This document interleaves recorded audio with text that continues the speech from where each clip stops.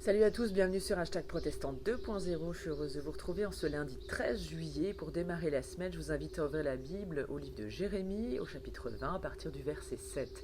C'est le moment où, comme Jérémie, on peut un peu se poser et oser se plaindre à Dieu. Voici ce que Jérémie dit à Dieu dans sa plainte. Seigneur, tu m'as si bien séduit que je me suis laissé prendre. Tu m'as forcé la main, tu as été le plus fort. Tous les jours on rit de moi, tous me tournent en ridicule. Chaque fois que je dois parler, il me faut ensuite appeler au secours, crier à la violence, à l'oppression. Recevoir de toi une parole me vaut chaque jour moquerie et insulte. Si j'en viens à me dire « je ne veux plus y penser, je ne parlerai plus de la part de Dieu », alors au plus profond de moi il y a un feu qui brûle.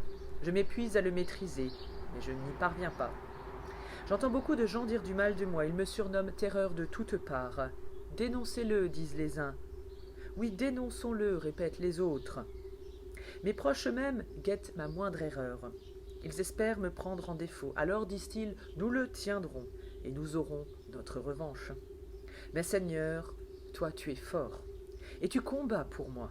Ce sont mes persécuteurs qui trébucheront. Ils n'auront pas le dernier mot. Humiliés d'avoir échoué, ils seront déshonorés pour toujours.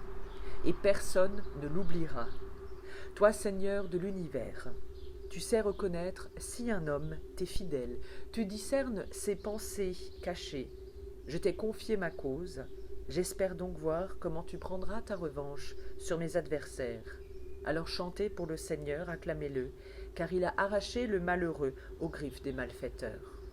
Voici donc, on passe de l'échec à la confiance avec Jérémie. Lui, il éprouve des moments de sa vie comme des échecs, voire la mission que Dieu lui confie comme un échec des fois. Il a l'impression qu'il n'y arrive pas et que ce que Dieu lui a confié est une mission déjà échouée. Pourtant, alors qu'il se sent persécuté, voire même poursuivi, même par des gens plus proches de lui, il est à bout de force, sa solitude est immense.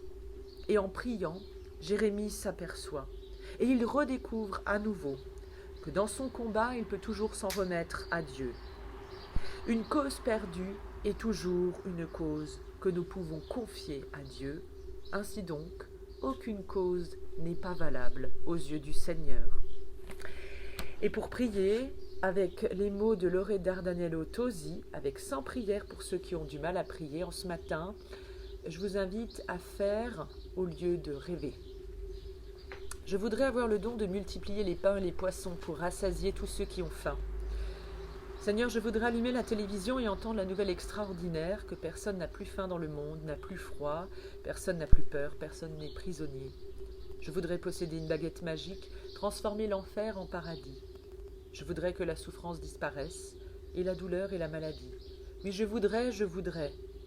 Seigneur, fais-moi désirer moins, mais montre-moi en pleine lumière ce qui est là, tout près de moi. La solitude d'une personne âgée que je pourrais alléger en l'écoutant. La dépression d'une femme, d'un homme, pour laquelle je pourrais suggérer des solutions. Le silence d'un de mes proches, qui pourrait masquer une certaine incompréhension. Seigneur, déplace mon attention de ce qui est loin de moi, et pourquoi je ne peux rien faire de concret vers ce qui est proche, ici et maintenant, et qui a besoin de moi. Ainsi et seulement ainsi je découvrirai que j'ai vraiment le pouvoir de transformer un enfer en un véritable paradis. Amen. En vous souhaitant un bon lundi, un bon 13 juillet à la veille de cette fête nationale. Et nous nous retrouverons demain matin pour la prière du petit-déj et également mercredi matin, on partira en voyage, je ne vous dis pas où puisque c'est à vous de découvrir où nous nous trouverons le mercredi. Et ce dimanche, rendez-vous en vidéo à 11 h avec une méditation proposée par un collègue de notre union d'église. Je vous souhaite une belle journée sous le soleil du Seigneur.